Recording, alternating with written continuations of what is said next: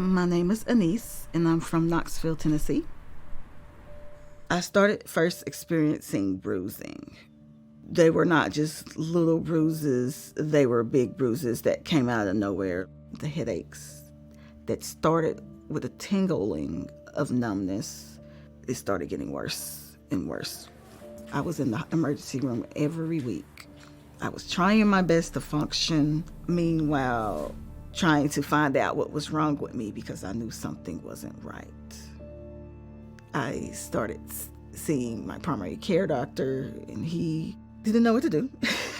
And also seeing my oncologist, hematologist, I had already had from a prior rare cancer diagnosis. He wasn't listening to me when I was telling him my symptoms. He started doing biopsies of my bone marrow. He told me that they were normal. And he misdiagnosed me with ITP and started me on a treatment the next day because my platelets were 13,000. Each doctor, every place she went, they would tell her this, that, and the other. We'd come home a couple of days, then we'd be back. I was staying at my mother's house after having the treatment that he had put me on. And I got up and got dressed. I was in excruciating pain. I started throwing up, and my mother called, and she said I was barely responding. So she called my sister and told her, stop whatever you're doing, get over to the house, call 911. I was terrified. I knew that just looking at her, she was dying, and I could have lost her within minutes. They asked me to leave a sample of urine. And when I went to leave a sample of urine, it was black cherry color, tarry. It was not normal. The on-call hematologist came in and spoke with my mother and told her I'm meeting the markers of ATTP. He said he wanted to do draw a couple more labs, but they would take a couple of days. But he needed to go ahead and start treatment because I only had 12 hours to live. Was talking to the doctor, and the nurse was there, and I just started feeling numb. And the numbness went all the way from the tip of my toes all the way up through my body. And then my face drooped. I felt it droop.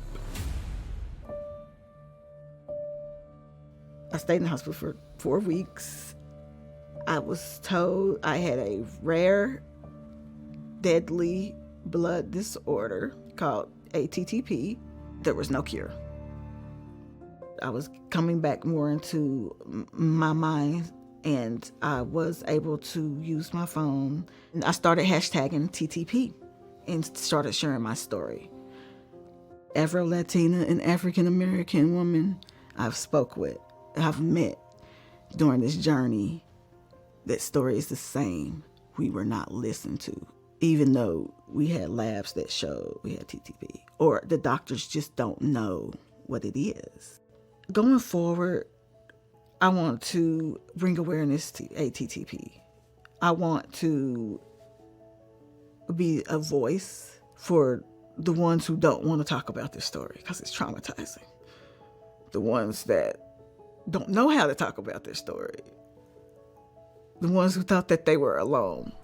What I've learned through all of this is that you have to advocate for yourself. TTP is my story, but it's not me. I learned how to take my power back. By doing that, I came up with the acronyms for TTP, for trust the process, trust the progress, think the positive, trust the prayer, take the power. I won't let it win.